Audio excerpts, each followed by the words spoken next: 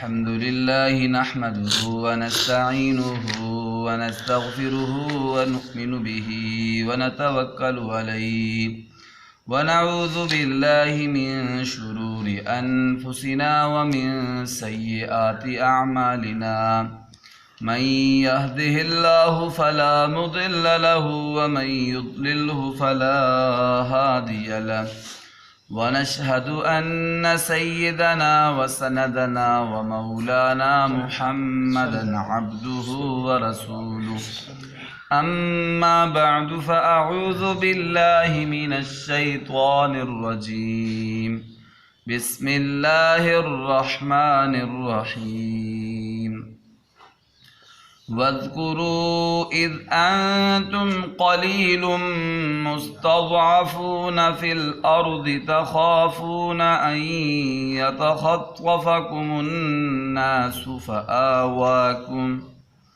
فآواكم وأيدكم بنصره ورزقكم من الطيبات لعلكم تشكرون صدق اللہ العظیم۔ میرے معزز سامعین، آج کے اس درس قرآن میں سورۃ الانفال کی آیت نمبر 26 تلاوت کی گئی ہے۔ اس آیت کے اندر اللہ رب العزت ایمان والوں پر اپنی نعمتوں کا ذکر فرماتے ہیں تاکہ ایمان والوں کے دل میں اللہ تعالیٰ کا شکر پیدا ہو اور اللہ تعالیٰ کے جو احکامات ہیں اور پیارے نبی صلی اللہ علیہ وسلم کے جو طریقے ہیں ان کو ماننے، ان پر چلنے میں ان کے لیے آسانی ہو۔ تو اللہ رب العزت نے اس آیت میں ایمان والوں کو اپنے احکامات اور نبی کے طریقوں پر چلنے کے لیے اور ان کو ماننے میں آسانی پیدا کرنے کے لیے اپنی نعمتیں یاد دلائیں۔ یہ انسان کی فطرت ہے کہ جب وہ کسی کی نعمت کو یاد کرتا ہے تو اس کے دل کے اندر اس منعم کا، جس نے اس پر نعمت کی ہے، اس کا شکر پیدا ہوتا ہے۔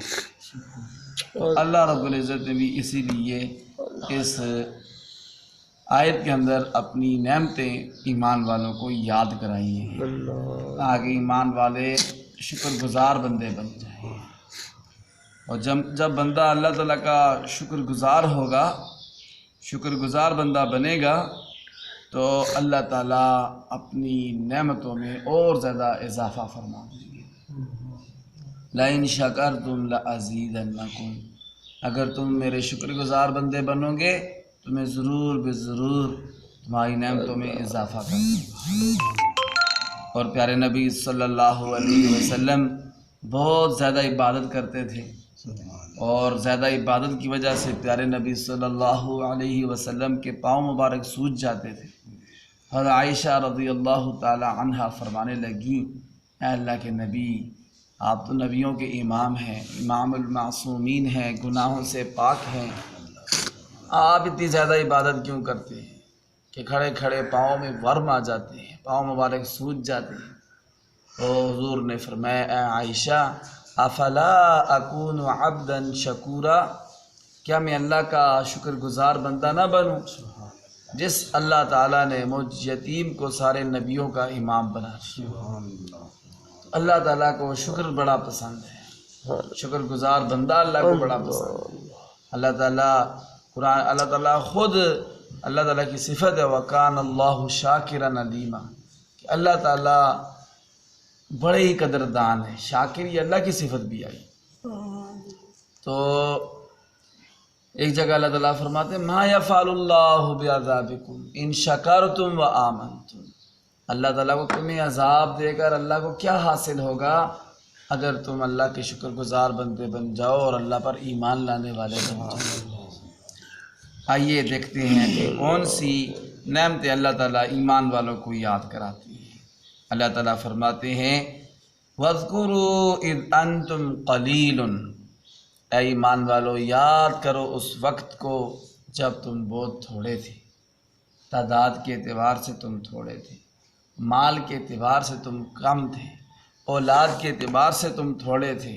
مکہ مکرمہ میں جب مسلمان تھے تو مسلمانوں کی تعداد بہت تھوڑی تھی کافروں کے مقابلے میں، افراد کے اعتبار سے بھی کم، مال کے اعتبار سے بھی کم، اور ہر اعتبار سے مسلمان کم تھے۔ فرمایا مستضعفون فی الارض، تمہیں زمین میں دبا دیا گیا تھا، تمہیں زمین میں کمزور سمجھا گیا تھا، اور کافر یہ سمجھتے تھے کہ مسلمان ہماری ملکیت ہیں، جس طرح ہم چاہیں ان کو رکھے اور جس طرح چاہیں ہم ان کو سزا دیں۔ غلام بنایا ہوا تھا کئی مسلمانوں کو، حضرت بلال رضی اللہ تعالی عنہ، باقی کئی صحابہ کرام وہ کافروں کے غلام تھے، اور ایمان بھی لائے تھے، تو ایمان لانے کی وجہ سے کتنا زیادہ ان کو ستاتے تھے، اور اس وقت جہاد کا حکم نہیں آیا تھا، تو پیارے نبی صلی اللہ علیہ وسلم اپنے ماننے والوں کو صبر کی تلقین کرتے تھے۔ مستضعفون فی الارض، تمہیں زمین میں، زمین سے مراد مکہ مکرمہ کی زمین، ہجرت سے پہلے مکہ مکرمہ میں تمہیں کمزور سمجھا گیا تھا۔ تخافون ان یتخطفکم الناس، اور تم ہر وقت اس ڈر میں رہتے تھے، تمہیں یہ اندیشہ رہتا تھا کہ کہیں کافر لوگ مشرکین مکہ تمہیں اچک نہ لیں۔ یتخطف، تخطف، خطف کہتے ہیں الاخذ بسرعۃ، جلدی سے کسی چیز کو پکڑ لینا، ایسے کہتے ہیں ایسے چھین لینا کسی چیز کو، اسے کہتے ہیں خطف۔ تو مسلمانوں کو ہر وقت یہ ڈر لگا رہتا تھا کہ کہیں ہمیں کافر لوگ ایسے نوچ کھسوٹ نہ لیں، اچک نہ لیں، ہمیں کچھ نقصان نہ پہنچا دیں، ہر وقت اس اندیشے میں رہتے تھے مسلمان۔ فآواکم، تو اللہ تعالیٰ فرماتے ہیں اللہ رب العزت نے تمہیں ٹھکانہ دیا، اللہ تعالیٰ نے تمہیں ٹھکانہ دیا۔ کہاں ٹھکانہ دیا؟ مدینہ شریف میں۔ جب ہجرت کر کے مسلمان مدینہ شریف آئے تو اللہ تعالیٰ نے مدینہ میں مسلمانوں کو ٹھکانہ دیا۔ اور دوسرا اس کی تفسیر یہ بھی ہے کہ اللہ نے تمہیں ٹھکانہ دیا انصار کے پاس، جو مدینہ شریف کے لوگ تھے جنہوں نے صحابہ کرام کی مدد کی تھی اور اپنی جائیدادوں میں ان مہاجرین کو حصہ دیا تھا، یہاں تک کہ جس کی 2 بیویاں تھیں اس نے کہا تھا کہ اگر میں اپنی ایک بیوی کو طلاق دے دیتا ہوں اور ادھر گزرنے کے بعد تم اس سے جو ہے وہ شادی کر لیں۔ حضور ان کے درمیان مواخات قائم کی تھی، بھائی چارہ قائم کیا تھا، کہا تھا کہ انصار اور مہاجرین آپس میں بھائی ہیں، اور انصار نے ایسی مدد کی کہ دنیا اس کی مثال لانے سے قاصر ہے۔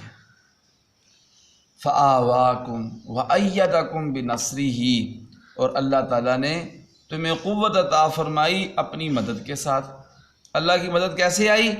اللہ کی مدد ایک تو انصار کی صورت میں آئی، جو مدینہ شریف کے لوگ تھے، انصار جنہوں نے مدد کی تھی نبی علیہ السلام کی اور صحابہ کرام کی، ان کے ذریعے اللہ تعالیٰ نے مدد کی ایمان والوں۔ اور دوسرا اللہ کی مدد آئی فرشتوں کے ذریعے، جو اللہ تعالیٰ نے بدر میں فرشتے بھیجے تھے، ان فرشتوں کے ذریعے اللہ تعالیٰ نے ایمان والوں کی مدد کی۔ وَأَيَّدَكُمْ بِنَصْرِهِ وَرَزَقَكُمْ مِنَ الطَّيِّبَاتِ، اور اللہ تعالیٰ نے تمہیں پاکیزہ رزق عطا فرمایا۔ پاکیزہ رزق سے کیا مراد ہے؟ کہ اللہ تعالیٰ نے تمہیں مال غنیمت عطا فرمایا۔ جب تم نے بدر کی لڑائی کی، کافروں سے لڑے، تو کافر مقتول بھی ہوئے اور اللہ تعالیٰ نے تمہیں ان سے مال غنیمت بھی عطا فرمایا۔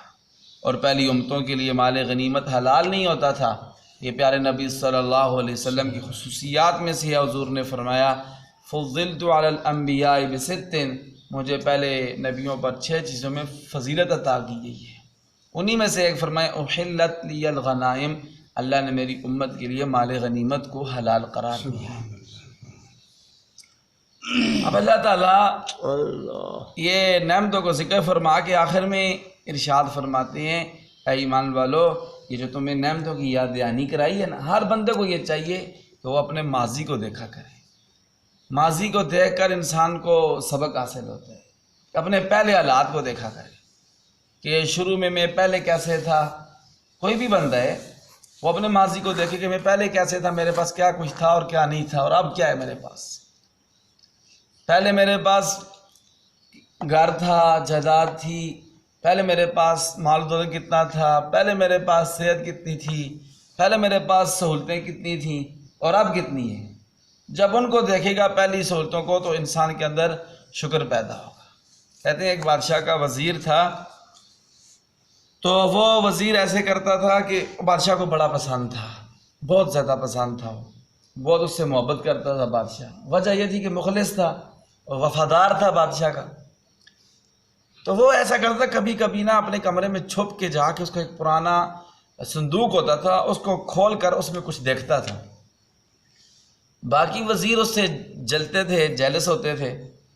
تو انہوں نے بادشاہ کو شکایت کر دی اس کی, کہا جی یہ آپ کا جو وزیر ہے جس کو آپ بڑا پیار کرتے ہیں, جس کو اپنا بڑا عزیز رکھتے ہیں, یہ اس نے کچھ صندوق میں کوئی چیز چھپائی ہوئی ہے, اور یہ کبھی کبھی چھپ کے نا کمرہ بند کر کے, دروازہ بند کر کے جا کر اس اپنے صندوق کو دیکھتا ہے, اس میں کچھ سونا وغیرہ ایسے چھپایا ہوا ہوگا. بادشاہ نے کہا نہیں, یہ ایسا نہیں ہو سکتا ہے, اس پر مجھے بڑا ٹرسٹ ہے, بڑا اعتماد ہے, میرا بڑا خاص وزیر ہے, بڑا وفادار ہے. انہوں نے کہا نہیں بادشاہ سلامت, آپ اس کا چیک کریں, صندوق اس کا چیک کریں. تو بادشاہ نے کہا ٹھیک ہے صندوق چیک کرتے ہیں. تو اس نے پہلے کہا بادشاہ نہ دیکھیں, صندوق میں اتنی کوئی چیزیں نہیں ہیں, آپ کو مجھ پر اعتماد ہے. بادشاہ نے کہا نہیں, یہ دوسرے وزیر کہہ رہے ہیں, تو چلو آپ کو صندوق چیک کر لیں. تو اس بادشاہ نے جب اس کو صندوق چیک کیا تو صندوق میں دیکھا کیا کہ بالکل پرانا سا ایک کپڑوں کا سوٹ اس میں پڑا تھا, پرانے زمانے کا پرانا سا. تو بادشاہ نے کہا یہ کیا ہے, یہ تو کیوں اس کو سب لوگوں چھپ کر کمرے میں آ کر کبھی کبھی اس کو دیکھتے. تو اس نے کہا بادشاہ سلامت, یہ میرا اس وقت کا سوٹ ہے جب میں بہت غریب ہوا کرتا تھا, میرے پاس کچھ بھی نہیں ہوتا تھا, یہ پھٹا پرانا سوٹ میں پہنا کرتا تھا. اب تو میں آپ کا مشیر ہوں, وزیر ہوں, آپ کا اللہ نے مجھے آپ کی توسط سے سب کچھ عطا کیا ہوا ہے, بڑا امیر ہو گیا ہوں, اور یہ میں اپنا پرانا سوٹ, پرانے کپڑے اس لیے دیکھتا ہوں تاکہ میرے دل کے اندر اللہ تعالیٰ کا شکر پیدا ہو کہ ایک وقت وہ بھی تھا کہ جب یہ پھٹا پرانا لباس میرے پاس ہوتا تھا, اور اللہ تعالیٰ نے آج مجھے کتنی عزتوں سے نوازا ہے کہ آپ کا مجھے اللہ نے خاص وزیر اور مشیر بنایا. یہ ہے کہ پہلی حالت کو انسان کو دیکھنا چاہیے, اور دیکھ کر جو موجودہ حالت ہے اس پر اللہ تعالیٰ کا شکر ادا کرنا چاہیے. یہ اس آیت کا مختصر خلاصہ تھا جو آپ کے سامنے ذکر کیا ہے. اللہ تعالیٰ ہمیں بھی اپنا شکر گزار بندہ بنائے, ناشکرہ بندہ بننے سے اللہ تعالیٰ ہم سب کو محفوظ فرمائے. اب اس آیت کا ترجمہ سماعت فرمائیں. اعوذ باللہ من الشیطان الرجیم, میں اللہ تعالیٰ کی پناہ میں آتا ہوں شیطان مردود کے شر سے. بسم اللہ الرحمن الرحیم, میں شروع کرتا ہوں اللہ کے نام سے جو نہایت مہربان بڑا رحم کرنے والا ہے. وَاذْكُرُوا, اے ایمان والو یاد کرو, اذ انتم قلیل, اس وقت کو جب تم تھوڑے تھے, مستضعفون فی الارض, زمین میں تمہیں کمزور سمجھا جاتا تھا, تمہیں مغلوب کر دیا گیا تھا, تمہیں دبا دیا گیا تھا. تخافون ان یتخطفکم الناس, تم ہر وقت اس ڈر میں رہتے تھے, تمہیں ہر وقت یہ اندیشہ رہتا تھا, ہر وقت یہ خوف رہتا تھا کہ ان یتخطفکم الناس, کہ کافر لوگ کہیں تمہیں اچک نہ لیں.